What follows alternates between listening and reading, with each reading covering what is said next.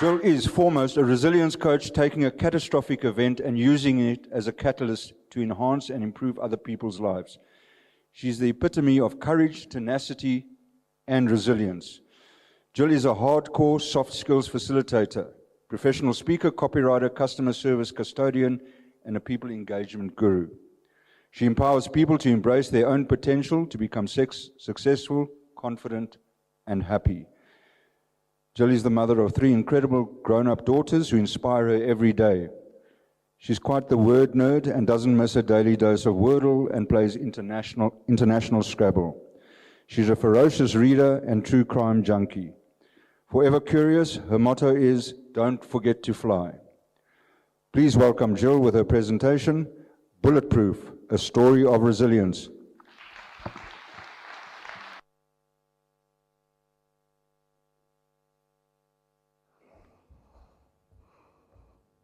Good evening. The week before, we'd celebrated my daughter's birthday. The house giggled with girls impersonating Lady Gaga, applying face masks and watching scary movies. Music, laughter, happiness filled every room. Who would have thought that those floors littered with glitter and sweet wrappers would soon be drenched in blood? I'd had a bad week, and often actually said, what else can happen? And I was looking forward to a night out with my best friend and housemate.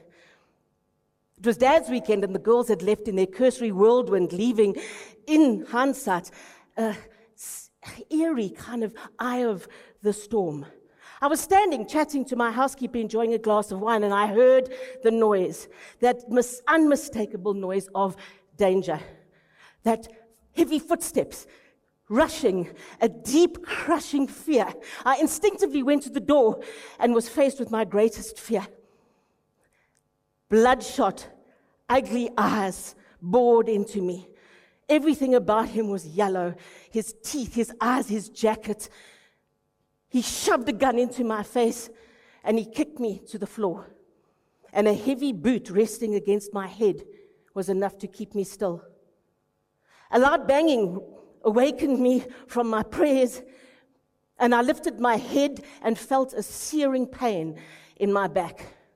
What turned out as a boiling hot pain went to a freezing ice, paralyzing pain, and I knew that I had been shot. The bullet had actually gone through me and ricocheted off the kitchen towel and come back in. I had suffered multiple gunshot wounds to my abdomen and my pelvis. There was hemorrhaging, there was colonic damage, and there was retroperitoneal hematoma. In layman terms, hectic damage. A very long, complicated ICU course commenced. There was renal failure, organ dysfunction, pneumonia, and fungal septicemia. On many occasions, my family were called in to prepare themselves not to make it. But I had an army, and I had an army general that were not going to let me die. 37 days later, I was moved from ICU to high care, and I learned there it was nothing short of a reign of terror. But despite a maze of morphine, a paralyzed leg, and a massive bed sore, I soon started mastering the art of survival. I honed every communication skill and negotiation skill that I knew, and I actually became the ward captain.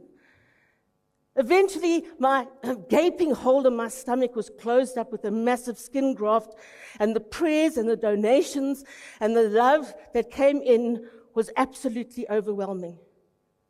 I made my great escape on day 46, 37 kilograms in a wheelchair, but to a standing ovation. But the thing is that I actually didn't have anywhere to go. You see, I'd been put into storage. So friends took me in, and then I stayed with my mother. I made great progress. I was known as the girl that got shot, the miracle. But you know what? That progress just didn't happen overnight, and it wasn't easy. I had to rethink every single thing, the tiniest of things. It was often very, very lonely, more than often terribly painful, but mostly hugely frustrating. People said to me, "Gillian, how did you do it?" And I thought, do you know what? How did I become so resilient?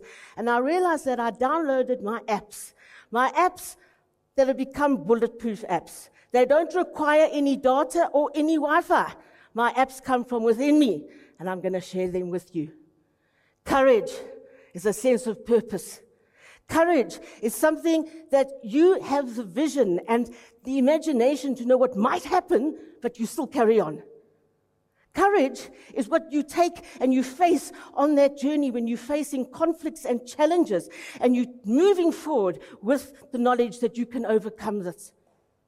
Tenacity. Dictionaries equate tenacity to never giving up. Doesn't matter if you've got delays and problems and failures. You carry on.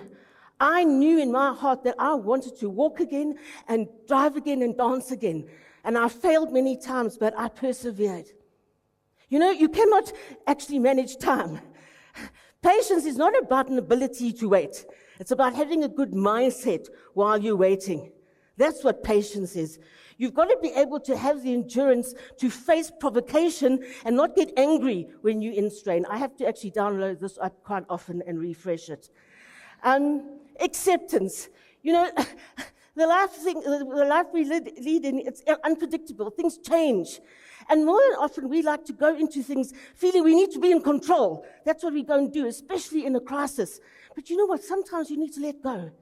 Sometimes you need to just let go of those controls and just accept the things that you cannot change. Faith. Oh, wow. It's something that you can't really put your hands on. But I'll tell you one thing, that my army general and my army had so much faith in me, I didn't have much option but to survive. And that's what it starts with. Where does faith start? It starts with you, your community, your tribe.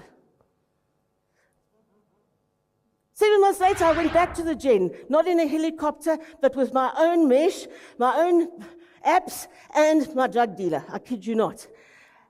I survived that, and a year to the day of the shooting, I moved into my own beautiful new house. And I threw a shooter party to celebrate life. Okay. Hey, I've got 20 seconds. My angels and I have experienced many challenges over the years, one of them being that we lost my beloved Army General, for one. But you know what? Out of every single one of those challenges that I've had, I've always drawn on my apps, and they have never let me down. So ladies and gentlemen, you know what? Again, I'm not going to say it was easy for 1 second. It was jolly hard. There was a lot of blood and sweat and many, many tears. But I have got the greatest pleasure on earth to be able to share my apps with hundreds of people and teach people how to become more resilient in this unpredictable world. And please just remember that it all starts with believing in you.